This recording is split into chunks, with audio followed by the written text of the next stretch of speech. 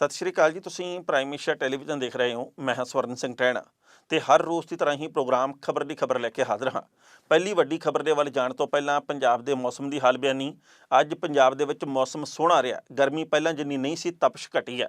उसदा कारण यह आ कि पंजाब के ਵੱਖ-ਵੱਖ हिस्सों के विच लगातार रुक रुक के मीह पै रहा। अज जलंधर ਦੇ ਵਿੱਚ ਸਵੇਰ ਦੇ ਵੇਲੇ ਸੋਹਣਾ ਮੀਂਹ ਪਿਆ। ਦਿਨ ਵੇਲੇ ਵੀ ਝੜੀ ਵਾਲੀ ਸਥਿਤੀ ਆ ਜਿਹੜੀ ਉਹ ਅੱਧੇ ਪੌਣੇ ਘੰਟੇ ਵਾਸਤੇ ਬਣੀ ਰਹੀ ਹੈ। ਲੁਧਿਆਣੇ ਦੇ ਵੱਲ ਵੀ ਮੀਂਹ ਪੈਣ ਦੀਆਂ ਖਬਰਾਂ ਮਿਲੀਆਂ।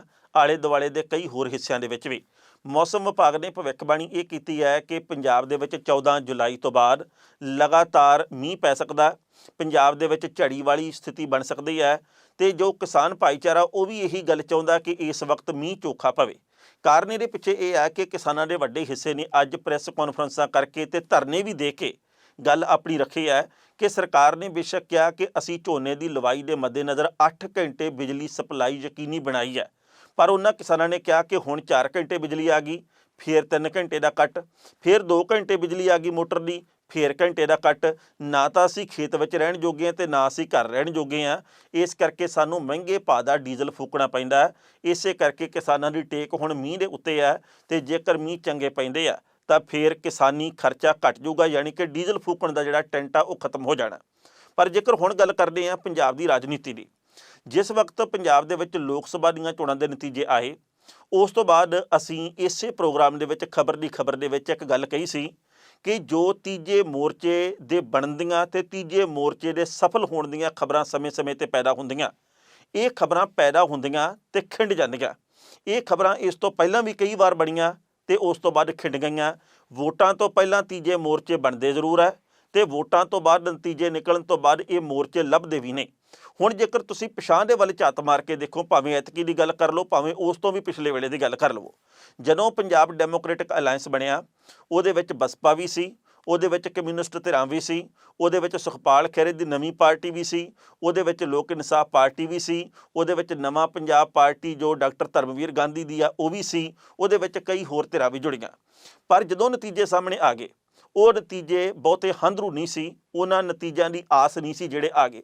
ਲੱਗਦਾ ਇਹ ਸੀ ਕਿ ਕੋਈ ਨਾ ਕੋਈ ਇਤਕੀ ਚਮਤਕਾਰ ਹੋ ਜਾਣਾ, ਪਰ ਜਿਸ ਤਰੀਕੇ ਦੇ ਨਾਲ ਬੁਰੀ ਤਰੀਕੇ ਦੇ ਨਾਲ ਮਾਤ ਪਈ ਸੁਖਪਾਲ ਸਿੰਘ ਖਹਿਰਾ ਨੂੰ, ਉਹ 37-38 ਹਜ਼ਾਰ ਵੋਟ ਤੱਕ ਸਿਮਟ ਕੇ ਰਹਿ ਗਏ। ਜਿਸ ਤਰੀਕੇ ਦੇ ਨਾਲ ਬੀਬੀ ਖਾਲੜਾ ਹੋਰਾਂ ਦੀ ਜਿੱਤ ਦੀ ਆਸ ਕੀਤੀ ਜਾ ਰਹੀ ਸੀ, ਉਹ ਤੀਜੇ ਨੰਬਰ ਦੇ ਉੱਤੇ ਰਹਿ ਗਏ। ਜਿਵੇਂ ਡਾਕਟਰ ਧਰਮਵੀਰ ਗਾਂਧੀ ਦੀ ਇਮਾਨਦਾਰੀ ਦੀ ਤੂਤੀ ਬੋਲਦੀ ਹੈ, ਉਸ ਤਰੀਕੇ ਦੇ ਨਾਲ ਉਹਨਾਂ ਨੂੰ ਨਤੀਜਾ ਨਹੀਂ ਮਿਲਿਆ। ਪਰ ਇਸ ਸਾਰੀ ਪ੍ਰਕਿਰਿਆ ਦੇ ਵਿੱਚ ਤੀਜੇ ਬਦਲ ਦੇ ਤੌਰ ਦੇ ਉੱਤੇ ਉੱਭਰੇ ਪੰਜਾਬ ਡੈਮੋਕ੍ਰੈਟਿਕ ਅਲਾਇੰਸ ਦੇ ਵਿੱਚ ਸਭ ਤੋਂ ਵੱਧ ਵੋਟਾਂ ਸਿਰਫ ਤੇ ਸਿਰਫ ਸਿਮਰਜੀਤ ਸਿੰਘ ਬੈਂਸ ਨੂੰ ਪਈਆਂ। ਉਹ ਪੈਣ ਦਾ ਕਾਰਨ ਇਹ ਹੈ ਕਿ ਲੋਕ ਇਨਸਾਫ ਪਾਰਟੀ ਦਾ ਆਪਣਾ ਆਧਾਰ ਹੈ, ਇਹ ਉਹਨਾਂ ਦਾ ਆਪਣਾ ਖੇਤਰ ਹੈ, ਉਹਨਾਂ ਨੇ ਕੰਮ ਕੀਤੇ ਲੋਕਾਂ ਦੇ ਲਈ ਤੇ ਇਸ ਕਰਕੇ ਵੋਟਾਂ ਪੈਣੀਆਂ ਕੁਦਰਤੀ ਵੀ ਸੀ। ਪਿਛਲੀ ਵਾਰ ਵੀ ਉਹ ਦੂਜੇ ਨੰਬਰ ਤੇ ਸੀ, ਐਤਕੀ ਵੀ ਰਹੇ ਆ। ਪਰ ਸਵਾਲ ਇਹ ਪੈਦਾ ਹੁੰਦਾ ਸੀ ਉਸ ਵਕਤ ਵੀ ਤੇ ਅੱਜ ਵੀ। ਉਦੋਂ ਸੁਖਪਾਲ ਖਹਿਰਾ ਹੋਰਾਂ ਨੇ ਗੱਲ ਕਹੀ ਸੀ ਮੀਟਿੰਗ ਕਰਕੇ ਕਿ ਅਸੀਂ ਇੱਕ ਵਿਧਾਨ, ਇੱਕ ਪ੍ਰਧਾਨ ਤੇ ਇੱਕ ਨਿਸ਼ਾਨ, ਇਸ ਗੱਲ ਦੇ ਉੱਤੇ ਅਮਲ ਕਰਾਂਗੇ ਤੇ ਮੈਂ ਪ੍ਰਧਾਨਗੀ ਦਾ ਅਹੁਦਾ ਨਹੀਂ ਰੱਖਣਾ ਤੇ ਅਸੀਂ 2022 ਦੇ ਲਈ ਮਿਲ ਕੇ ਚੱਲਾਂਗੇ। ਪਰ ਨਾ ਤਾਂ ਕਦੇ ਸੁਖਪਾਲ ਸਿੰਘ ਖਹਿਰਾ ਹੋਰਾਂ ਦੇ ਮੂੰਹੋਂ ਸਿਮਰਜੀਤ ਸਿੰਘ ਬੈਂਸ ਦਾ ਜ਼ਿਕਰ ਸੁਣਿਆ ਤੇ ਨਾ ਹੀ ਸਿਮਰਜੀਤ ਬੈਂਸ ਹੋਰਾਂ ਦੇ ਮੂੰਹੋਂ ਕਦੇ ਸੁਖਪਾਲ ਖਹਿਰੇ ਦਾ ਜ਼ਿਕਰ ਸੁਣਿਆ।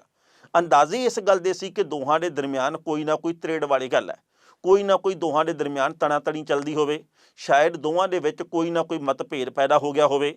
ਪਰ ਅੱਜ ਜਦੋਂ ਸੁਖਪਾਲ ਸਿੰਘ ਖਹਿਰਾ ਨੇ ਜਲੰਧਰ ਦੇ ਵਿੱਚ ਆ ਕੇ ਪੰਜਾਬ ਦੇ ਪਾਣੀਆਂ ਦੇ ਮਸਲੇ ਦੇ ਉੱਤੇ ਮੀਟਿੰਗ ਕੀਤੀ ਹੈ, ਤਾਂ ਫਿਰ ਇਹ ਗੱਲ ਸਾਫ਼ ਹੋ ਗਈ ਹੈ ਕਿ ਦੋਹਾਂ ਧਿਰਾਂ ਦੇ ਵਿੱਚ ਤਰੇੜ ਪੈਦਾ ਹੋ ਗਈ ਹੈ।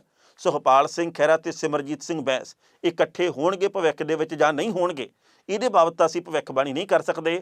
ਪਰ ਆਸ ਜਿਹੜੀ ਕੀਤੀ ਸੀ ਜਾਂ ਜਿਹੜੀ ਗੱਲ ਦਾ ਅੰਦਾਜ਼ਾ ਸੀ, ਬਿਲਕੁਲ ਉਹੀ ਸਹੀ ਸਾਬਤ ਹੋਈ ਹੈ ਕਿ ਲੰਮੇ ਸਮੇਂ ਤੱਕ ਇੱਕੋ ਮੰਚ ਦੇ ਉੱਤੇ ਵੱਖ-ਵੱਖ ਸੋਚ ਵਾਲੀਆਂ ਪਾਰਟੀਆਂ ਇਕੱਠੀਆਂ ਨਹੀਂ ਚੱਲ ਸਕਦੀਆਂ। ਭਾਵੇਂ ਕਿ ਵੋਟਾਂ ਦੇ ਮੱਦੇਨਜ਼ਰ ਚਾਹੁੰਦਿਆਂ ਨਾ ਚਾਹੁੰਦਿਆਂ ਇਕੱਠੀਆਂ ਹੁੰਦੀਆਂ ਪਾਰਟੀਆਂ, ਪਰ ਫਿਰ ਵੀ ਵਿਚਾਰਧਾਰਕ ਮਤਭੇਦ ਆ ਜਿਹੜੇ ਉਹ ਥੋੜ੍ਹੀ ਕੁ ਦੇਰ ਦੇ ਲਈ ਕਿਸੇ ਲੋੜ ਦੇ ਮੁਤਲਕ ਆਪਣੀ ਸੋਚ ਨੂੰ ਮੁੱਖ ਰੱਖਦਿਆਂ ਤਾਂ ਦੂਰ ਕੀਤੇ ਜਾ ਸਕਦੇ, ਪਰ ਪੱਕੇ ਤੌਰ ਦੇ ਉੱਤੇ ਨਹੀਂ। ਅੱਜ ਸੁਖਪਾਲ ਖਹਿਰਾ ਨੂੰ ਪੱਤਰਕਾਰਾਂ ਨੇ ਪੁੱਛਿਆ, ਤੁਸੀਂ ਕਹਿੰਦੇ ਹੋ ਜੀ ਕਿ ਅਸੀਂ ਕੈਪਟਨ ਅਮਰਿੰਦਰ ਸਿੰਘ ਦੀ ਕੋਠੀ ਦਾ ਘਿਰਾਓ ਕਰਾਂਗੇ ਆਉਂਦੇ ਦਿਨਾਂ ਦੇ ਵਿੱਚ, ਕੀ ਤੁਸੀਂ ਉੱਥੇ ਸਿਮਰਜੀਤ ਬੈਂਸ ਹੋਰਾਂ ਨੂੰ ਵੀ ਸੱਦੋਗੇ? ਉਹਨਾਂ ਨੇ ਕਿਹਾ ਜੀ ਕਿ ਉਹਨਾਂ ਨੇ ਤਾਂ ਸਾਨੂੰ ਨਹੀਂ ਸੀ ਸੱਦਿਆ, ਪਰ ਅਸੀਂ ਫਿਰ ਵੀ ਸੱਦਾ ਦੇ ਦਿਆਂਗੇ। ਅਸੀਂ ਵਾਰ-ਵਾਰ ਉਹਨਾਂ ਨੂੰ ਬੇਨਤੀਆਂ ਕੀਤੀਆਂ ਤੇ ਵਾਰ-ਵਾਰ ਮੈਸੇਜ ਭੇਜੇ ਆ ਕਿ ਆਓ ਆਪਾਂ ਇਹਨਾਂ ਮੁੱਦਿਆਂ ਦੇ ਉੱਤੇ ਇਕੱਠੇ ਹੋ ਕੇ ਲੜੀਏ, ਪਰ ਉੱਧਰੋਂ ਕੋਈ ਉੱਤਰ ਹੀ ਨਹੀਂ ਆਉਂਦਾ। ਮਤਲਬ ਇਹ ਹੈ ਕਿ ਦੂਰੀਆਂ ਵੱਧ ਚੁੱਕੀਆਂ। ਪਹਿਲਾਂ ਉਹ ਖਬਰ ਸਾਂਝੀ ਕਰਦੇ ਜਿਹੜੀ ਸੁਖਪਾਲ ਸਿੰਘ ਖਹਿਰੇ ਨਾਲ ਸੰਬੰਧਿਤ ਆਈ ਹੈ ਤੇ ਬਾਅਦ ਵਿੱਚ ਕਰਾਂਗੇ ਟਿੱਪਣੀ। ਪੰਜਾਬ ਏਕਤਾ ਪਾਰਟੀ ਦੇ ਪ੍ਰਧਾਨ ਸੁਖਪਾਲ ਸਿੰਘ ਖਹਿਰਾ ਆਪਣੀ ਪਾਰਟੀ ਦੇ ਅਹੁਦੇਦਾਰਾਂ ਨਾਲ 22 ਜੁਲਾਈ ਨੂੰ ਚੰਡੀਗੜ੍ਹ ਦੇ ਵਿੱਚ ਕੈਪਟਨ ਦੀ ਕੋਠੀ ਮੂਹਰੇ ਧਰਨਾ ਦੇਣਗੇ। ਜਲੰਧਰ ਦੇ ਵਿੱਚ ਅੱਜ ਸੁਖਪਾਲ ਖਹਿਰਾ ਨੇ ਕੈਪਟਨ ਸਰਕਾਰ ਦਾ ਅੱਧਾ ਸਮਾਂ ਪੂਰਾ ਹੋ ਚੁੱਕਣ ਦੇ ਉੱਤੇ ਕਈ ਤਰ੍ਹਾਂ ਦੇ ਸਵਾਲ ਖੜੇ ਕੀਤੇ ਨੇ। ਖਹਿਰੇ ਨੇ ਕਿਹਾ ਕਿ ਕੈਪਟਨ ਨੇ ਸਭ ਤੋਂ ਵੱਡਾ ਵਾਅਦਾ ਕਿਸਾਨਾਂ ਦੇ ਕਰਜ਼ੇ ਨੂੰ ਮਾਫ ਕਰਨ ਦਾ ਕੀਤਾ ਸੀ, ਪਰ 5% ਵੀ ਵਾਅਦਾ ਉਹ ਮਾਫ ਨਹੀਂ ਕਰ ਸਕੇ। ਹੁਣ ਅਮਰਿੰਦਰ ਸਿੰਘ ਪੱਲਾ ਝਾੜ ਰਹੇ ਨੇ। ਪਿਛਲੇ 6 ਮਹੀਨਿਆਂ ਦੇ ਵਿੱਚ ਕਈ ਕਿਸਾਨਾਂ ਤੇ ਖੇਤ ਮਜ਼ਦੂਰਾਂ ਨੇ ਕਰਜ਼ੇ ਦੀ ਮਾਰ ਨਾ ਚੱਲਦਿਆਂ ਆਤਮ ਹੱਤਿਆ ਕੀਤੀ ਹੈ। ਇਸ ਤੋਂ ਇਲਾਵਾ ਕਰਜ਼ੇ ਕਰਕੇ ਕੁਰਕੀਆਂ ਤੇ ਗ੍ਰਿਫਤਾਰੀਆਂ ਹੋ ਰਹੀਆਂ ਨੇ। ਖਹਿਰੇ ਨੇ ਇਹ ਵੀ ਗੱਲ ਕਹੀ ਕਿ ਪੰਜਾਬ ਵਿੱਚ ਭ੍ਰਿਸ਼ਟਾਚਾਰ ਤੇ ਅਪਰਾਧ ਦਿਨੋਂ ਦਿਨ ਵੱਧ ਰਿਹਾ। ਇਸ ਦੇ ਲਈ ਉਹ ਰੋਸ ਵਜੋਂ ਚੰਡੀਗੜ੍ਹ ਦੇ ਵਿੱਚ ਧਰਨਾ ਲਾਉਣਗੇ। ਮਹਿੰਗੀ ਬਿਜਲੀ ਦੇ ਮੁੱਦੇ ਦੇ ਉੱਤੇ ਸੁਖਪਾਲ ਖਹਿਰਾ ਨੇ ਕਿਹਾ ਕਿ ਬਾਦਲ ਸਰਕਾਰ ਹੀ ਪ੍ਰਾਈਵੇਟ ਥਰਮਲ ਪਲਾਂਟਾਂ ਨਾਲ ਮਹਿੰਗੇ ਕਰਾਰ ਕਰਕੇ ਗਈ ਸੀ, ਜਿਸ ਕਰਕੇ ਮਹਿੰਗੀ ਬਿਜਲੀ ਲੋਕਾਂ ਨੂੰ ਮਿਲ ਰਹੀ ਹੈ। ਕੈਪਟਨ ਸਰਕਾਰ ਬਣਨ ਤੋਂ ਪਹਿਲਾਂ ਕਹਿੰਦੇ ਸਨ ਕਿ ਰਿਵਿਊ ਕਰਨਗੇ ਤੇ ਰੇਟ ਘਟਾਉਣਗੇ, ਪਰ ਕੀਤਾ ਕੁਝ ਵੀ ਨਹੀਂ। ਸੁਨੀਲ ਜਾਖੜ ਵੀ ਜਦੋਂ ਵਿਰੋਧੀ ਧਿਰ ਦੇ ਨੇਤਾ ਸਨ ਤਾਂ ਇਸ ਮੁੱਦੇ ਉੱਤੇ ਖੁੱਲ੍ਹ ਕੇ ਬੋਲਦੇ ਸਨ, ਪਰ ਇਸ ਵਕਤ ਉਹ ਵੀ ਕੁਝ ਨਹੀਂ ਬੋਲ ਰਹੇ। ਇਸ ਖਬਰ ਦੇ ਉੱਤੇ ਟਿੱਪਣੀ ਕਰਦੇ ਦੋਸਤੋ, ਪਹਿਲੀ ਗੱਲ ਤਾਂ ਅਸੀਂ ਕਹਾਂਗੇ ਕਿ ਇਹ ਸੁਖਪਾਲ ਸਿੰਘ ਖਹਿਰਾ ਦੇ ਵੱਲੋਂ ਕੀਤੀ ਗਈ ਪ੍ਰੈਸ ਕਾਨਫਰੰਸ ਦੇ ਕੁਝ ਕੁ ਅੰਸ਼ ਹੈ। ਪਰ ਅੱਜ ਇੱਕ ਇਹ ਵੀ ਖਬਰ ਪ੍ਰਾਪਤ ਹੋਈ ਹੈ ਕਿ ਸਿਮਰਜੀਤ ਸਿੰਘ ਬੈਂਸ ਹੋਰਾਂ ਦੇ ਗੈਰ ਜ਼ਮਾਨਤੀ ਵਾਰੰਟ ਜਾਰੀ ਹੋਏ ਆ। ਉਹਨਾਂ ਦੇ ਵੱਲੋਂ ਆਪਾਂ ਜਾਣਦੇ ਹਾਂ ਕਿ ਗੁਰਦੀਪ ਸਿੰਘ ਹੋਰਾਂ ਦੇ ਉੱਤੇ ਕਈ ਵਾਰ ਸ਼ਬਦਕ ਹਮਲੇ ਕੀਤੇ ਗਏ ਆ ਕਿ ਇਹਨਾਂ ਦੇ ਵੱਲੋਂ ਕੇਬਲ ਕਾਰੋਬਾਰ ਬਾਦਲਾਂ ਦੇ ਨਾਲ ਮਿਲ ਕੇ ਕਿਵੇਂ ਆਪਣਾ ਸਥਾਪਿਤ ਕੀਤਾ ਗਿਆ। ਫਿਰ ਮਾਣਹਾਨੀ ਦਾ ਕੇਸ ਦਰਜ ਕਰਵਾਇਆ ਗਿਆ ਗੁਰਦੀਪ ਸਿੰਘ ਹੋਰਾਂ ਦੇ ਵੱਲੋਂ ਸਿਮਰਜੀਤ ਸਿੰਘ ਬੈਂਸ ਦੇ ਉੱਤੇ। ਉਹਨਾਂ ਦੇ ਵੱਲੋਂ ਪਿਛਲੀ ਤਰੀਕ ਦੇ ਉੱਤੇ ਖੁਦ ਜਾਣ ਦੀ ਥਾਂ ਦੇ ਉੱਤੇ ਆਪਣੀ ਮੈਡੀਕਲ ਸਰਟੀਫਿਕੇਟ ਭੇਜ ਦਿੱਤਾ ਗਿਆ ਸੀ, ਯਾਨੀ ਕਿ ਅਰਜ਼ੀ ਭੇਜੀ ਕਿ ਸਿਹਤ ਠੀਕ ਨਹੀਂ। ਪਰ ਅੱਜ ਉਹਨਾਂ ਦੇ ਗੈਰ ਜ਼ਮਾਨਤੀ ਵਾਰੰਟ ਜਾਰੀ ਕੀਤੇ ਗਏ ਆ। ਬੈਂਸ ਹੋਰਾਂ ਨੇ ਹਿੱਕ ਠੋਕ ਕੇ ਗੱਲ ਕਹੀ ਹੈ ਕਿ ਅਸੀਂ ਅੜੇ ਹਾਂ, ਅਸੀਂ ਖੜੇ ਹਾਂ ਤੇ ਅਸੀਂ ਝੁਕਣ ਵਾਲੇ ਨਹੀਂ।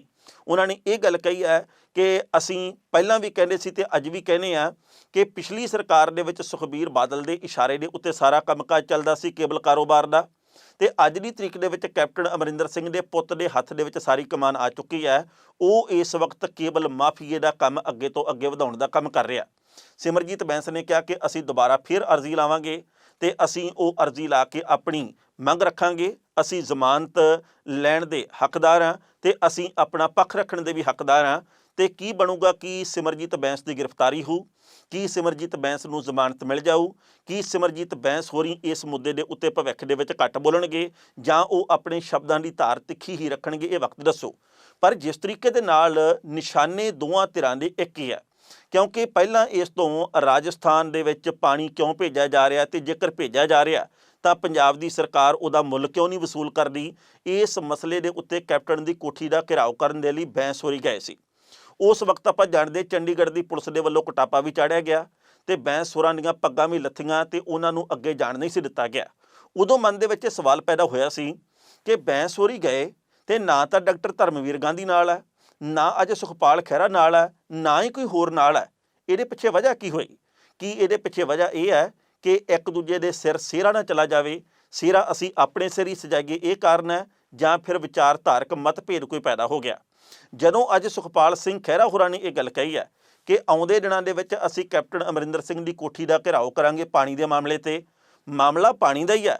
ਇਹੀ ਮੁੱਦਾ ਬੈਂਸ ਹੋਰਾਂ ਨੇ ਚੁੱਕਿਆ ਸੀ, ਇਹੀ ਮੁੱਦਾ ਅੱਜ ਚੁੱਕ ਰਹੇ ਆ ਸੁਖਪਾਲ ਸਿੰਘ ਖਹਿਰਾ ਹੋਰੀ। ਪਰ ਜਿਹੜਾ ਬੈਂਸ ਹੋਰਾਂ ਦਾ ਮੁੱਦਾ ਸੀ ਉਹ ਰਾਜਸਥਾਨ ਦੇ ਪਾਣੀ ਵਾਲਾ ਸੀ। ਜੋ ਅੱਜ ਸੁਖਪਾਲ ਖਹਿਰੇ ਹੋਰਾਂ ਦਾ ਮੁੱਦਾ ਇਹ SYL ਦਾ। ਪਰ ਅੱਜ ਬੈਂਸ ਹੋਰੀ ਨਾਲ ਨਹੀਂ ਸੀ ਤੇ ਸੁਖਪਾਲ ਖਹਿਰਾ ਹੋਰਾਂ ਨੇ ਇਹਦਾ ਜ਼ਿਕਰ ਪ੍ਰੈਸ ਕਾਨਫਰੰਸ ਦੇ ਵਿੱਚ ਆਪਣੇ ਮੂੰਹੋਂ ਨਹੀਂ ਕੀਤਾ। ਪਰ ਜਦੋਂ ਪੱਤਰਕਾਰਾਂ ਨੇ ਰਾਬਤਾ, ਜਿਹਨੂੰ ਕਹਿੰਦੇ ਆ ਕਿ 1 to 1 ਕਰਨਾ, ਜਦੋਂ ਇੰਟਰਵਿਊ ਲੈਣੀ ਸ਼ੁਰੂ ਕੀਤੀ ਉਹਨਾਂ ਦੀ ਪ੍ਰੈਸ ਕਾਨਫਰੰਸ ਦੀ ਸਮਾਪਤੀ ਤੋਂ ਬਾਅਦ ਤੇ ਪੁੱਛਿਆ ਕਿ ਕੀ ਤੁਸੀਂ ਕੈਪਟਨ ਅਮਰਿੰਦਰ ਸਿੰਘ ਦੀ ਕੋਠੀ ਦੇ ਘਿਰਾਓ ਦੇ ਮੌਕੇ ਬੈਂਸ ਹੋਰਾਂ ਨੂੰ ਨਾਲ ਲੈ ਕੇ ਜਾਓਗੇ, ਤਾਂ ਫਿਰ ਸੁਖਪਾਲ ਖਹਿਰਾ ਹੋਰਾਂ ਦਾ ਕੜ ਪਾਟਿਆ। ਉਹਨਾਂ ਨੇ ਇਹ ਗੱਲ ਕਹੀ ਆ ਕਿ ਉਹ ਤਾਂ ਨਹੀਂ ਲੈ ਕੇ ਗਏ ਸੀ, ਪਰ ਅਸੀਂ ਉਹਨਾਂ ਨੂੰ ਸੱਦਾ ਜ਼ਰੂਰ ਦੇਵਾਂਗੇ। ਅਸੀਂ ਚਾਹੁੰਦੇ ਸੀ ਕਿ ਸਾਨੂੰ ਉਹ ਵੀ ਬੁਲਾਉਂਦੇ, ਅਸੀਂ ਇਕੱਠੇ ਹੋ ਕੇ ਜਾਂਦੇ। ਸਾਡੇ ਮੁੱਦੇ ਇੱਕ ਹੈ, ਸਾਡੇ ਨਿਸ਼ਾਨੇ ਇੱਕ ਹੈ, ਸਾਡੇ ਵਿੱਚ ਕੋਈ ਤੇਰ ਮੇਰ ਦੀ ਭਾਵਨਾ ਹੋਣੀ ਨਹੀਂ ਚਾਹੀਦੀ। ਨਾਲ ਹੀ ਖਹਿਰਾ ਹੋਰਾਂ ਨੇ ਇਹ ਗੱਲ ਕਹੀ ਹੈ ਕਿ ਮੈਂ ਵੀ ਤੇ ਡਾਕਟਰ ਧਰਮਵੀਰ ਗਾਂਧੀ ਨੇ ਵੀ ਬੈਂਸ ਭਰਾਵਾਂ ਨੂੰ ਕਈ ਵਾਰ ਸੁਨੇਹੇ ਭੇਜੇ ਆ, ਪਰ ਉਹਨਾਂ ਨੇ ਸਾਨੂੰ ਕਦੇ ਉੱਤਰ ਨਹੀਂ ਦਿੱਤਾ। ਉਹਨਾਂ ਦੀ ਰੁਝੇਵੇਂ ਹੋ ਸਕਦੇ ਆ, ਉਹਨਾਂ ਦੀਆਂ ਕੁਝ ਮਜਬੂਰੀਆਂ ਹੋ ਸਕਦੀਆਂ, ਪਰ ਅਸੀਂ ਚਾਹੁੰਦੇ ਹਾਂ ਕਿ ਇਹ ਜਿਹੜੀ ਯੂਨਿਟੀ ਹੈ, ਇਹ ਜਿਹੜੀ ਤਾਕਤ ਆ ਸਾਡੀ ਬਰਕਰਾਰ ਰਵੇ।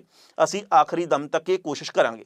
ਜਦੋਂ ਉਹਨਾਂ ਨੇ ਇਹ ਸਾਰੀਆਂ ਗੱਲਾਂ ਕਹੀਆਂ ਤੇ ਇਹ ਗੱਲ ਉਜਾਗਰ ਹੋ ਗਈ ਕਿ ਦੋਹਾਂ ਦੇ ਦਰਮਿਆਨ ਕੋਈ ਨਾ ਕੋਈ ਤਰੇੜ ਚੱਲਦੀ ਹੈ, ਦੋਹਾਂ ਦੇ ਵਿੱਚ ਕੋਈ ਨਾ ਕੋਈ ਵਿਚਾਰਧਾਰਕ ਮਤਭੇਦ ਆ ਚੁੱਕਿਆ। ਤੇ ਇਹ ਗੱਲ ਬਿਲਕੁਲ ਜਿਹੜਾ ਕਿ ਅੰਦਾਜ਼ਾ ਸੀ ਚੋਣ ਨਤੀਜੇ ਆਉਣ ਤੋਂ ਪਹਿਲਾਂ ਵੀ ਤੇ ਬਾਅਦ ਦੇ ਵਿੱਚ ਵੀ ਕਿ ਲੰਮੇ ਸਮੇਂ ਤੱਕ ਇਹ ਗੱਠਜੋੜ ਚੱਲਦੇ ਨਹੀਂ ਲੰਮੇ ਸਮੇਂ ਤੱਕ ਵੱਖ-ਵੱਖ ਸੋਚਾਂ ਵਾਲੇ ਲੋਕ ਇੱਕ ਮੰਚ ਦੇ ਉੱਤੇ ਇਕੱਠੇ ਨਹੀਂ ਰਹਿ ਸਕਦੇ। ਇਸ ਗੱਲ ਨੂੰ ਹੋਰ ਪੁਖਤਗੀ ਮਿਲੀ ਹੈ, ਇਸ ਗੱਲ ਨੂੰ ਹੋਰ ਵੀ ਜਿਹੜਾ ਉਹ ਪ੍ਰਵਾਨਗੀ ਮਿਲੀ ਹੈ। ਸੋ ਵਕਤ ਦੱਸੂਗਾ ਕਿ ਬੈਂਸ ਤੇ ਖਹਿਰਾ ਕਿਸੇ ਮੁੱਦੇ ਦੇ ਉੱਤੇ ਇਕੱਠੇ ਹੋ ਕੇ ਲੜਾਈ ਲੜਨਗੇ ਜਾਂ ਫਿਰ ਦੋਹਾਂ ਦੇ ਰਾਹ ਅੱਡ-ਅੱਡ ਰਹਿਣਗੇ। 2022 ਦੀ ਲੜਾਈ ਇਕੱਠਿਆਂ ਲੜਨ ਦੀ ਗੱਲ ਕਰਨ ਵਾਲੇ ਹੁਣ ਜਦੋਂ ਪਾਣੀ ਦੇ ਮੁੱਦੇ ਦੇ ਉੱਤੇ ਇਕੱਠੇ ਨਹੀਂ ਚੱਲ ਰਹੇ ਤਾਂ ਭਵਿੱਖ ਦੇ ਵਿੱਚ ਕਦੋਂ ਕੁ ਤੇ ਕਿੰਨਾ ਕੁ ਚੱਲਣਗੇ, ਇਹ ਵਕਤ ਦੱਸੋ। ਖਬਰਾਂ ਦੇ ਉੱਤੇ ਵਿਚਾਰ ਚਰਚਾ ਇਸੇ ਤਰੀਕੇ ਨਾਲ ਜਾਰੀ ਰੱਖਾਂਗੇ, ਪਰ ਪਹਿਲਾਂ ਲੈਣੇ ਛੋਟੀ ਜਿਹੀ ਬ੍ਰੇਕ।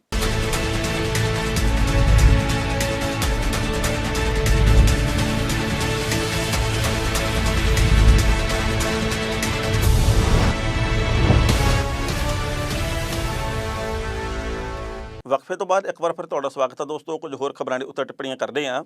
ਕਰਤਾਰਪੁਰ ਸਾਹਿਬ ਦੇ ਲਾਂਘੇ ਦੇ ਮੁਤਲਕ ਹਰ ਰੋਜ਼ ਕਈ ਕਿਸਮ ਦੀਆਂ ਖਬਰਾਂ ਆ ਰਹੀਆਂ। ਪਾਕਿਸਤਾਨ ਦੇ ਵੱਲੋਂ ਇਹ ਗੱਲ ਕਹੀ ਜਾ ਰਹੀ ਹੈ ਕਿ ਸਾਡੇ ਵੱਲੋਂ 90% ਲਾਂਘੇ ਦਾ ਕੰਮ ਮੁਕੰਮਲ ਕਰ ਦਿੱਤਾ ਗਿਆ। ਪਾਕਿਸਤਾਨ ਨੇ ਇਹ ਗੱਲ ਕਹੀ ਹੈ ਕਿ ਅਸੀਂ ਨਵੰਬਰ ਮਹੀਨੇ ਦੇ ਵਿੱਚ ਪਹਿਲਾ ਜੱਥਾ ਭਾਰਤ ਤੋਂ ਸੱਦ ਵੀ ਲੈਣਾ, ਪਰ ਭਾਰਤ ਵਾਲੇ ਪਾਸੇ 60% ਕੰਮ ਮੁਕੰਮਲ ਹੋਇਆ। 60 ਤੋਂ ਵੀ ਘੱਟ ਹੀ ਹੋਇਆ। ਪਿਛਲੇ ਕੁਝ ਕੁ ਦਿਨਾਂ ਤੋਂ ਕੰਮ ਰੁਕ ਕੇ ਚੱਲ ਰਿਹਾ ਕਿਉਂਕਿ ਮੀਂਹ ਪੈ ਜਾਂਦਾ ਹੈ, ਉਸ ਤੋਂ ਬਾਅਦ ਮਿੱਟੀ ਗਿੱਲੀ ਹੋ ਜਾਂਦੀ ਹੈ ਜਿਹਦੇ ਉੱਤੇ ਨਾ ਮਸ਼ੀਨਾਂ ਚੱਲ ਸਕਦੀਆਂ, ਇਸ ਕਰਕੇ ਅੜਿੱਕੇ ਕਈ ਤਰ੍ਹਾਂ ਦੇ ਪੈਦਾ ਹੋ ਰਹੇ ਆ। ਪਰ ਭਾਰਤ ਦੇ ਵੱਲੋਂ ਇੱਕ ਮੰਗ ਕੀਤੀ ਜਾ ਰਹੀ ਹੈ। ਉਹ ਮੰਗ ਇਹ ਹੈ ਕਿ ਰਾਵੀ ਦਰਿਆ ਦੇ ਉੱਤੇ ਪੱਕਾ ਪੁਲ ਬਣਨਾ ਚਾਹੀਦਾ, ਆਰਜ਼ੀ ਪੁਲ ਨਹੀਂ ਬਣਾਉਣਾ ਚਾਹੀਦਾ। ਮਿੱਟੀ ਪਾ ਕੇ ਆਪਾਂ ਉੱਥੇ ਜੇਕਰ ਪੱਥਰ ਪਾਤੇ ਤਾਂ ਉਹਦੇ ਨਾਲ ਜੇਕਰ ਪਾਕਿਸਤਾਨ ਇਹ ਤਰੀਕਾ ਅਪਣਾਉਂਦਾ ਤੇ ਭਾਰਤ ਵਾਲੇ ਪਾਸੇ ਪਾਣੀ ਆ ਜਾਣਾ, ਜਿਹਦੇ ਕਰਕੇ ਹੜ੍ਹ ਦੀ ਸਥਿਤੀ ਪੈਦਾ ਹੋ ਸਕਦੀ ਹੈ। ਇਹ ਭਾਰਤ ਦੇ ਵੱਲੋਂ ਖਦਸ਼ੇ ਜ਼ਾਹਰ ਕੀਤੇ ਜਾ ਰਹੇ ਆ। 14 ਤਰੀਕ ਨੂੰ ਦੋਹਾਂ ਦੇਸ਼ਾਂ ਦੇ ਅਧਿਕਾਰੀਆਂ ਦੀ ਮੀਟਿੰਗ ਹੋਣੀ ਆ, ਭਾਰਤ ਤੇ ਪਾਕਿਸਤਾਨ ਦੇ ਅਧਿਕਾਰੀਆਂ ਦੀ। ਇਸ ਮੀਟਿੰਗ ਦੇ ਵਿੱਚ ਇਸ ਲਾਂਘੇ ਦੇ ਮੁਤਲਕ ਕਈ ਅਹਿਮ ਫੈਸਲੇ ਹੋ ਸਕਦੇ ਆ, ਇਹਦੇ ਬਾਬਤ ਅੰਦਾਜ਼ਾ ਲੱਗ ਰਿਹਾ। ਪਰ ਕੀ ਭਾਰਤ ਪਾਕਿਸਤਾਨ ਤੋਂ ਪਹਿਲਾਂ ਲਾਂਘੇ ਦਾ ਕੰਮ ਮੁਕੰਮਲ ਕਰ ਸਕਦਾ ਹੈ? ਕੀ ਭਾਰਤ ਸਹੀ ਰਫ਼ਤਾਰ ਦੇ ਵਿੱਚ ਸਹੀ ਤੇਜ਼ੀ ਨਾਲ ਕੰਮ ਕਰ ਰਿਹਾ? ਕੀ ਭਾਰਤ ਦੇ ਵਿੱਚ ਸਿਰਫ ਤੇ ਸਿਰਫ ਗੱਲਾਂ ਦਾ ਕੜਾਹ ਤਾਂ ਨਹੀਂ ਬਣਾਇਆ ਜਾ ਰਿਹਾ? ਕੀ ਭਾਰਤ ਵੀ ਉਨੀ ਸੁਹਿਰਦਤਾ ਦੇ ਨਾਲ ਲਾਂਘੇ ਦਾ ਕੰਮ ਮੁਕੰਮਲ ਕਰ ਰਿਹਾ ਜਿੰਨੀ ਸੁਹਿਰਦਤਾ ਦੇ ਨਾਲ ਪਾਕਿਸਤਾਨ ਵਾਲੇ ਪਾਸੇ ਕੀਤਾ ਜਾ ਰਿਹਾ? ਤੇ ਕੀ ਪਾਕਿਸਤਾਨ ਦੀ ਸਰਕਾਰ ਆ ਜਿਹੜੀ ਉਹ ਭਾਰਤ ਦੇ ਨਾਲੋਂ ਵੱਧ ਸੁਹਿਰਦ ਹੈ ਇਸ ਮਾਮਲੇ ਦੇ ਉੱਤੇ? ਇਹਦੇ ਬਾਬਤ ਲੋਕਾਂ ਦੇ 100 ਕਿਸਮ ਦੇ ਵਿਚਾਰ ਹੈ। ਕਈ ਲੋਕਾਂ ਦਾ ਇਹ ਕਹਿਣਾ ਕਿ ਭਾਰਤ ਨੇ ਸਭ ਤੋਂ ਵੱਧ ਜ਼ੋਰ ਲਾ ਕੇ ਗੱਲ ਕਹੀ ਕਿ ਅਸੀਂ ਲਾਂਘਾ ਬਣਾਉਣਾ ਚਾਹੁੰਦੇ ਹਾਂ, ਅਸੀਂ ਲਾਂਘਾ ਬਣਾਉਣਾ ਚਾਹੁੰਦੇ ਹਾਂ, ਪਰ ਬਣਾ ਉਹਨਾਂ ਨੇ ਦਿੱਤਾ ਪਹਿਲਾਂ ਜਿਨ੍ਹਾਂ ਦੇ ਬਾਬਤ ਅਸੀਂ ਇਹ ਗੱਲ ਕਹਿੰਦੇ ਸੀ ਕਿ ਉਹ ਨਲਾਇਕ ਆ, ਉਹ ਸਹੀ ਤਰੀਕੇ ਨਾਲ ਕੰਮ ਨਹੀਂ ਕਰਦੇ। ਇਸ ਕਰਕੇ ਜੇਕਰ ਕਿਸੇ ਵਿਰੋਧੀ ਦੇਸ਼ ਤੋਂ ਵੀ ਕੋਈ ਸਬਕ ਲੈਣਾ ਪਵੇ ਤਾਂ ਲੈ ਲੈਣਾ ਚਾਹੀਦਾ, ਕਿਉਂਕਿ ਅਸੀਂ ਕੰਮ ਨੂੰ ਲਟਕਾਉਣ ਦੇ ਵਿੱਚ ਬੇਹੱਦ ਮਾਹਰ ਆ। ਪਹਿਲਾਂ ਇਸ ਰਿਪੋਰਟ ਦਾ ਵੇਰਵਾ ਤੇ ਬਾਅਦ ਵਿੱਚ ਕਰਾਂਗੇ ਟਿੱਪਣੀ। ਪਾਕਿਸਤਾਨ ਵੱਲੋਂ ਕਰਤਾਰਪੁਰ ਕੋਰੀਡੋਰ ਦਾ ਨਿਰਮਾਣ 80% ਤੋਂ ਵੱਧ ਪੂਰਾ ਹੋਣ ਦੇ ਦਾਅਵੇ ਤੋਂ ਬਾਅਦ ਭਾਰਤ ਨੇ ਵੀ ਕਿਹਾ ਕਿ ਉਹ ਗਲਿਆਰੇ ਦਾ ਨਿਰਮਾਣ ਜਲਦ ਕਰਵਾਉਣ ਵਾਸਤੇ ਵਚਨਬੱਧ ਹੈ। ਕੇਂਦਰ ਸਰਕਾਰ ਦੀ ਕੋਸ਼ਿਸ਼ ਹੈ ਕਿ ਗੁਰੂ ਨਾਨਕ ਦੇਵ ਜੀ ਦੇ 550ਵੇਂ ਪ੍ਰਕਾਸ਼ ਪੁਰਬ ਤੋਂ ਪਹਿਲਾਂ ਕੋਰੀਡੋਰ ਦਾ ਨਿਰਮਾਣ ਕੀਤਾ ਜਾਵੇ। ਪਾਕਿਸਤਾਨ ਵੱਲੋਂ ਕੋਰੀਡੋਰ ਨਵੰਬਰ ਮਹੀਨੇ ਦੇ ਪਹਿਲੇ ਹਫ਼ਤੇ ਤੱਕ ਪੂਰਾ ਕਰਨ ਦੇ ਦਾਅਵੇ ਮਗਰੋਂ ਹੁਣ ਭਾਰਤ ਨੇ ਦਾਅਵਾ ਕੀਤਾ ਹੈ ਕਿ ਕਰਤਾਰਪੁਰ ਕੋਰੀਡੋਰ ਦਾ ਕੰਮ 31 ਅਕਤੂਬਰ ਤੱਕ ਪੂਰਾ ਹੋ ਜਾਵੇਗਾ। ਪੂਰੇ ਪ੍ਰੋਜੈਕਟ ਦੇ ਉੱਤੇ 500 ਕਰੋੜ ਦਾ ਖਰਚ ਆਵੇਗਾ। ਭਾਰਤ ਵਾਲੇ ਪਾਸੇ ਹਾਈਵੇ ਦਾ ਨਿਰਮਾਣ 60% ਤੱਕ ਪੂਰਾ ਹੋਣ ਦਾ ਦਾਅਵਾ ਕੀਤਾ ਜਾ ਰਿਹਾ ਤੇ ਯਾਤਰੀ ਟਰਮੀਨਲ ਦੇ ਨਾਲ ਬਾਕੀ ਕੰਮ ਵੀ ਤੇਜ਼ੀ ਨਾਲ ਅੱਗੇ ਵਧਣ ਦੀ ਗੱਲ ਕਹੀ ਜਾ ਰਹੀ ਹੈ। ਗੁਰੂ ਨਾਨਕ ਦੇਵ ਜੀ ਦਾ ਪ੍ਰਕਾਸ਼ ਦਿਵਸ 12 ਨਵੰਬਰ ਨੂੰ ਮਨਾਇਆ ਜਾਵੇਗਾ। ਗਲਿਆਰੇ ਬਾਰੇ ਹਾਲੇ ਵੀ ਦੋਵੇਂ ਦੇਸ਼ਾਂ ਦੇ ਵਿੱਚ ਮਤਭੇਦ ਨੇ। ਰਾਵੀ ਦਰਿਆ ਵਿੱਚ ਹੜ੍ਹਾਂ ਦੇ ਖਤਰੇ ਕਰਕੇ ਭਾਰਤ ਉੱਚੀ ਯਾਨੀ ਕਿ ਪੁਲਨੁਮਾ ਸੜਕ ਉਸਾਰਨ ਦੀ ਮੰਗ ਕਰ ਰਿਹਾ, ਜਦਕਿ ਪਾਕਿਸਤਾਨ ਨੇ ਪੱਕੀ ਸੜਕ ਵਿਛਾਉਣੀ ਸ਼ੁਰੂ ਕਰ ਦਿੱਤੀ ਹੈ। ਹੁਣ 14 ਜੁਲਾਈ ਨੂੰ ਭਾਰਤ ਤੇ ਪਾਕਿਸਤਾਨ ਇਸ ਪ੍ਰੋਜੈਕਟ ਨੂੰ ਸਿਰੇ ਚੜ੍ਹਾਉਣ ਤੇ ਸ਼ਰਤਾਂ ਤੈਅ ਕਰਨ ਵਾਸਤੇ ਮਿਲ ਰਹੇ ਨੇ। ਇਸ ਤੋਂ ਇਲਾਵਾ ਕਰਤਾਰਪੁਰ ਸਾਹਿਬ ਯਾਤਰਾ ਦੀ ਰੂਪਰੇਖਾ ਦੇ ਬਾਰੇ ਵੀ ਇੱਥੇ ਵਿਚਾਰ ਵਟਾਂਦਰਾ ਹੋਵੇਗਾ। ਇਸ ਖਬਰ ਦੇ ਉੱਤੇ ਟਿੱਪਣੀ ਕਰਦਿਆਂ ਪਹਿਲੀ ਗੱਲ ਤਾਂ ਦੋਸਤੋ ਅਸੀਂ ਕਹਾਂਗੇ ਭਾਰਤ ਦੇ ਵੱਲੋਂ ਨਹੀਂ ਸਗੋਂ ਪਾਕਿਸਤਾਨ ਦੇ ਵੱਲੋਂ ਹੀ ਸਭ ਤੋਂ ਪਹਿਲਾਂ ਕਰਤਾਰਪੁਰ ਸਾਹਿਬ ਦੇ ਲਾਂਘੇ ਦੇ ਨਿਰਮਾਣ ਦੀ ਗੱਲ ਸ਼ੁਰੂ ਕੀਤੀ ਗਈ ਸੀ। ਉਹਨਾਂ ਨੇ ਇਹ ਗੱਲ ਕਹੀ ਕਿ ਅਸੀਂ ਜੀ ਇੰਨੀ ਤਰੀਕ ਨੂੰ ਨੀਂਹ ਪੱਥਰ ਰੱਖਾਂਗੇ, ਪਰ ਉਸ ਤੋਂ ਪਹਿਲਾਂ ਭਾਰਤ ਨੇ ਕਾਹਲੀ ਦੇ ਵਿੱਚ 2 ਦਿਨ ਪਹਿਲਾਂ ਨੀਂਹ ਪੱਥਰ ਰੱਖਿਆ ਤਾਂ ਜੋ ਸਿਹਰਾ ਅਸੀਂ ਲੈ ਸਕੀਏ। ਇੱਥੋਂ ਪਤਾ ਇਹ ਲੱਗਦਾ ਕਿ ਸਾਡੇ ਭਾਰਤ ਦੀ ਸਰਕਾਰ ਜਿਹੜੀ ਹੈ ਉਹ ਵੱਖ-ਵੱਖ ਮੁੱਦਿਆਂ ਦੇ ਉੱਤੇ ਸਿਹਰਾ ਲੈਣ ਦੀ ਦੌੜ ਦੇ ਵਿੱਚ ਪਹਿਲਾਂ ਪੈਂਦੀ ਹੈ ਤੇ ਕੰਮ ਬੇਸ਼ੱਕ ਲੇਟ ਲਤੀਫੀ ਦਾ ਸ਼ਿਕਾਰ ਜਿੰਨਾ ਮਰਜ਼ੀ ਹੋ ਜੇ। ਅਗਲੀ ਗੱਲ ਇਹ ਹੈ ਕਿ ਜਦੋਂ ਤੋਂ ਇਹ ਨਿਰਮਾਣ ਕਾਰਜ ਸ਼ੁਰੂ ਹੋਇਆ ਭਾਰਤ ਦੇ ਵਿੱਚ ਪਹਿਲਾਂ ਤਾਂ ਕਿਸਾਨਾਂ ਦੇ ਕੋਲੋਂ ਜ਼ਮੀਨ ਅਕਵਾਇਰ ਕਰਨ ਦੇ ਮਾਮਲੇ ਦੇ ਉੱਤੇ ਕਿਸਾਨ ਕਹਿੰਦੇ ਸਾਨੂੰ ਵੱਧ ਮੁੱਲ ਚਾਹੀਦਾ ਤੇ ਸਰਕਾਰ ਕਹਿੰਦੀ ਸਾਨੂੰ ਇੰਨਾ ਕੁ ਮੁੱਲ ਪੁੱਗਦਾ ਹੈ। ਇੱਥੇ ਵੀ ਬੜਾ ਵੱਡਾ ਰੇਡ ਕਰ ਰਿਹਾ। ਕਈ ਹਫ਼ਤੇ ਇਸ ਖਿੱਚ ਧੂ ਦੇ ਵਿੱਚ ਗੁਜ਼ਰ ਗਏ। ਪਰ ਜਦੋਂ ਉਹ ਜ਼ਮੀਨ ਅਕਵਾਇਰ ਕੀਤੀ ਉਸ ਤੋਂ ਬਾਅਦ ਕੋਈ ਟੈਂਡਰਾਂ ਦੀ ਗੱਲ ਆ ਗਈ, ਕਦੇ ਕੋਈ ਮਸਲਾ ਆ ਗਿਆ, ਕਦੇ ਕੋਈ ਮਸਲਾ ਆ ਗਿਆ। ਜਦੋਂ ਉਹ ਕੰਮ ਸ਼ੁਰੂ ਹੋਇਆ ਫਿਰ ਉਸ ਤੋਂ ਬਾਅਦ JCB ਮਸ਼ੀਨਾਂ ਦੇ ਡਰਾਈਵਰਾਂ ਨੇ ਹੜਤਾਲ ਕੀਤੀ। ਜਦੋਂ ਉਹ ਕੰਮ ਸ਼ੁਰੂ ਹੋਇਆ ਉਦੋਂ ਮੀਂਹ ਪੈ ਗਿਆ। ਯਾਨੀ ਕਿ ਇੱਥੇ ਅੜਿੱਕੇ ਦਰ ਅੜਿੱਕਾ ਸਭ ਦੇ ਸਾਹਮਣੇ ਆਉਂਦਾ ਰਿਹਾ। ਪਰ ਕਿਉਂਕਿ ਪਾਕਿਸਤਾਨ ਦੇ ਵਿੱਚ ਫੌਜ ਦੇ ਹਵਾਲੇ ਇਹ ਸਾਰਾ ਕੰਮਕਾਜ ਕੀਤਾ ਗਿਆ, ਇਸ ਕਰਕੇ ਉੱਥੇ ਇਹ ਕੰਮ ਇੰਨੀ ਤੇਜ਼ ਗਤੀ ਦੇ ਵਿੱਚ ਅੱਗੇ ਤੋਂ ਅੱਗੇ ਵਧ ਰਿਹਾ। ਅਸੀਂ ਇਹ ਚਾਹੁੰਦੇ ਹਾਂ ਬਤੌਰ ਪੰਜਾਬੀ, ਬਤੌਰ ਸਿੱਖ ਭਾਈਚਾਰੇ ਨਾਲ ਸੰਬੰਧਿਤ ਤੇ ਬਤੌਰ ਦੋਹਾਂ ਦੇਸ਼ਾਂ ਦੇ ਆਵਾਮ ਦੀ ਮਿਲਵਰਤਨ ਦੀ ਗੱਲ ਨੂੰ ਸੋਚਦੇ ਹਾਂ ਕਿ ਇਸ ਲਾਂਘੇ ਦਾ ਕੰਮ ਵੀ ਛੇਤੀ ਮੁਕੰਮਲ ਹੋਵੇ, ਇਹਦੇ ਵਿੱਚ ਕੋਈ ਅੜਿੱਕਾ ਵੀ ਨਾ ਪੈਦਾ ਹੋਵੇ। ਕੱਲ੍ਹ ਨੂੰ ਕਿਸੇ ਨੇ ਆ ਕੇ ਵਿਚਾਲੇ ਕੋਈ ਹੋਰ ਟੁੱਚਰ ਡਾਹਤੀ, ਜੇਕਰ ਕੋਈ ਛੋਟੀ ਵੱਡੀ ਘਟਨਾ ਵਾਪਰ ਜਾਂਦੀ ਹੈ ਤਾਂ ਉਸ ਤੋਂ ਬਾਅਦ ਲਾਂਘੇ ਦੇ ਉੱਤੇ ਅਸਰ ਪੈਣਾ ਕੁਦਰਤੀ ਹੈ। ਇਸ ਕਰਕੇ ਇਹ ਕੰਮ ਜਲਦ ਤੋਂ ਜਲਦ ਮੁਕੰਮਲ ਹੋਣਾ ਚਾਹੀਦਾ। ਰਹੀ ਗੱਲ ਰਾਵੀ ਦੇ ਉੱਤੇ ਪੁਲ ਉਸਾਰਨ ਦੀ, ਇਸ ਮਸਲੇ ਦੇ ਉੱਤੇ ਦੋਹਾਂ ਦੇਸ਼ਾਂ ਨੂੰ ਮਿਲ ਬੈਠ ਕੇ ਵਿਚਾਰ ਕਰਨਾ ਚਾਹੀਦਾ ਕਿ ਅਸੀਂ ਇਹਦੇ ਵਿੱਚ ਕਿੰਨਾ ਯੋਗਦਾਨ ਪਾਉਣਾ, ਤੁਸੀਂ ਇਹਦੇ ਵਿੱਚ ਕਿੰਨਾ ਯੋਗਦਾਨ ਪਾਉਣਾ। ਕਿਸੇ ਇੱਕ ਮਸਲੇ ਦੇ ਕਰਕੇ ਪੂਰੇ ਦੇ ਪੂਰੇ ਲਾਂਘੇ ਦਾ ਕੰਮ ਪ੍ਰਭਾਵਿਤ ਨਹੀਂ ਹੋਣਾ ਚਾਹੀਦਾ।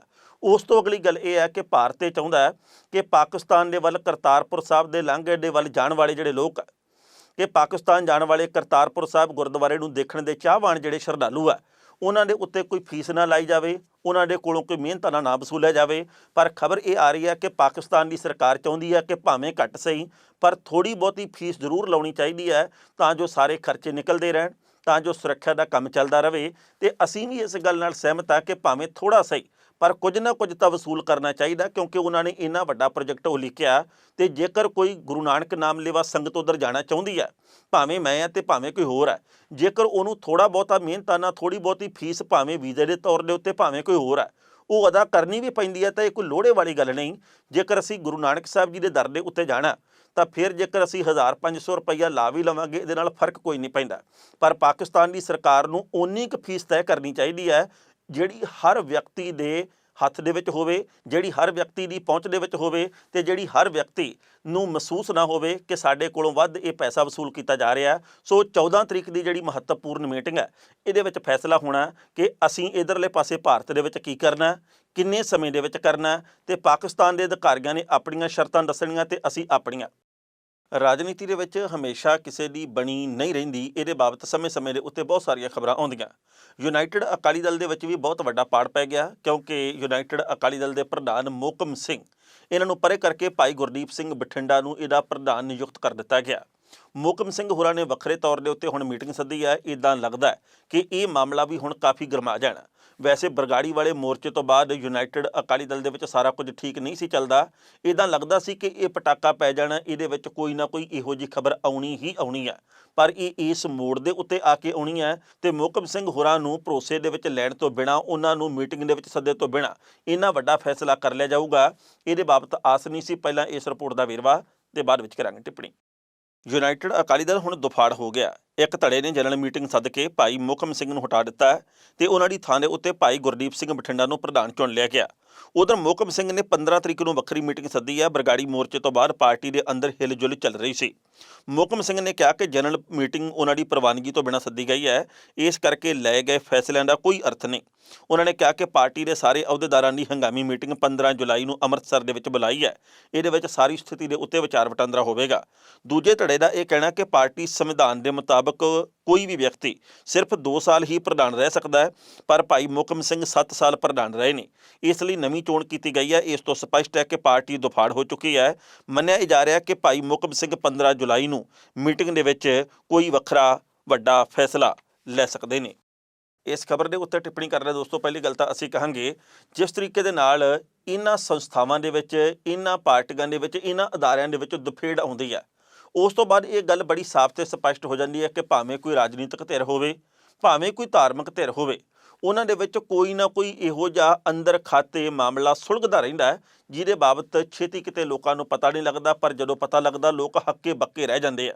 ਜੇ ਕੋਈ ਨਿਰੋਲ ਸਿਆਸੀ ਪਾਰਟੀ ਹੋਵੇ, ਜਿਵੇਂ ਕਿ ਅਸੀਂ ਅਕਾਲੀ ਦਲ ਦੀ ਗੱਲ ਕਰਦੇ ਹਾਂ, ਕਾਂਗਰਸ ਦੀ, ਆਮ ਆਦਮੀ ਪਾਰਟੀ ਦੀ, ਬਸਪਾ ਦੀ, ਭਾਜਪਾ ਦੀ, ਤਾਂ ਫਿਰ ਇਹ ਗੱਲ ਮੰਨੀ ਜਾ ਸਕਦੀ ਹੈ ਕਿ ਪ੍ਰਧਾਨੀਆਂ ਦਾ ਰੌਲਾ ਇਸ ਪੱਧਰ ਤੱਕ ਪਹੁੰਚ ਗਿਆ।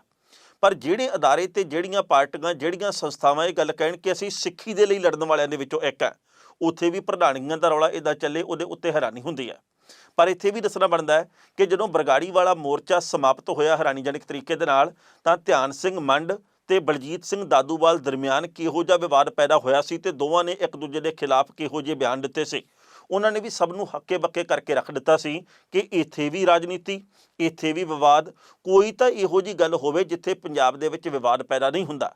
ਸੋ ਜਿਸ ਤਰੀਕੇ ਨਾਲ ਯੂਨਾਈਟਿਡ ਅਕਾਲੀ ਦਲ ਦੇ ਵਿੱਚ ਦਫੇੜ ਸਾਹਮਣੇ ਆਈ ਹੈ, ਬਿਲਕੁਲ ਉਸੇ ਤਰਜ਼ ਦੇ ਉੱਤੇ ਜਿਵੇਂ ਕਿ ਹੁਣ ਪੰਜਾਬ ਡੈਮੋਕ੍ਰੇਟਿਕ ਅਲਾਇੰਸ ਦੇ ਵਿੱਚ ਸਾਹਮਣੇ ਆਈ ਹੈ, ਉਸੇ ਤਰੀਕੇ ਦੇ ਨਾਲ ਹੁਣ ਇਹ ਮਾਮਲਾ ਜਿਹੜਾ ਉਹ ਉਲਝ ਜਾਣਾ। ਭਾਈ ਮੋਹਕਮ ਸਿੰਘ ਆਉਂਦੇ ਦਿਨਾਂ ਦੇ ਵਿੱਚ ਕੀ ਸਟੈਂਡ ਲੈਣਗੇ, ਕੀ ਇਹਨਾਂ ਦੇ ਸਟੈਂਡ ਦਾ ਕੋਈ ਵਜੂਦ ਰਹੂਗਾ, ਕੀ ਇਹਨਾਂ ਦੇ ਵੱਲੋਂ ਲਏ ਗਏ ਸਟੈਂਡ ਦੇ ਉੱਤੇ ਕੋਈ ਨਾ ਕੋਈ ਪ੍ਰਤੀਕਿਰਿਆ ਭਾਈ ਗੁਰਦੀਪ ਸਿੰਘ ਜਿਹੜੇ ਕਿ ਨਵੇਂ ਪ੍ਰਧਾਨ ਬਣਾਏ ਗਏ ਆ ਉਹਨਾਂ ਦੇ ਵੱਲੋਂ ਪ੍ਰਤੀਕਿਰਿਆ ਜਾਰੀ ਕੀਤੀ ਜਾਊਗੀ, ਇਹ ਵਕਤ ਦੱਸੂਗਾ। ਪਰ ਜਿਹੜੇ ਲੋਕ ਹਮਦਰਦੀ ਰੱਖਦੇ ਆ ਜਾਂ ਜਿਹੜੇ ਲੋਕ ਦੋਵਾਂ ਪੱਖਾਂ ਦੇ ਨਾਲ ਦਿਲੀ ਤੌਰ ਦੇ ਉੱਤੇ ਜੁੜੇ ਹੋਏ ਆ, ਉਹ ਅੱਜ ਹੈਰਾਨ ਵੀ ਹੋਏ ਆ ਤੇ ਪਰੇਸ਼ਾਨ ਵੀ ਕਿ ਬਸ ਆਹ ਹੀ ਤੇ ਰਹਿੰਦੀ ਸੀ, ਇਹਦੇ ਵਿੱਚ ਵੀ ਇਹੋ ਜਿਹੀ ਦਫੇੜ ਸਾਹਮਣੇ ਆ ਚੁੱਕੀ ਆ। ਖਬਰਾਂ ਦੇ ਉੱਤੇ ਵਿਚਾਰ ਚਰਚਾ ਦੋਸਤੋ ਹੋਰ ਵੀ ਕੀਤੀ ਜਾ ਸਕਦੀ ਸੀ, ਪਰ ਜੋ ਵਕਤ ਦੀ ਘਾਟ ਹੈ ਇਹ ਰੁਕਣ ਦਾ ਇਸ਼ਾਰਾ ਕਰ ਰਹੀ ਹੈ। ਕੱਲ੍ਹ ਨੂੰ ਇਸੇ ਵੇਲੇ ਪ੍ਰੋਗਰਾਮ ਖਬਰ ਦੀ ਖਬਰ ਲੈ ਕੇ ਮੁੜ ਹਾਜ਼ਰ ਹੋਵਾਂਗੇ। ਤੁਸੀਂ ਲਗਾਤਾਰ ਦੇਖਦੇ ਰਹੋ ਪ੍ਰਾਈਮ ਏਸ਼ੀਆ TV, ਤੁਹਾਡਾ ਆਪਣਾ, ਤੁਹਾਡੇ ਲਈ।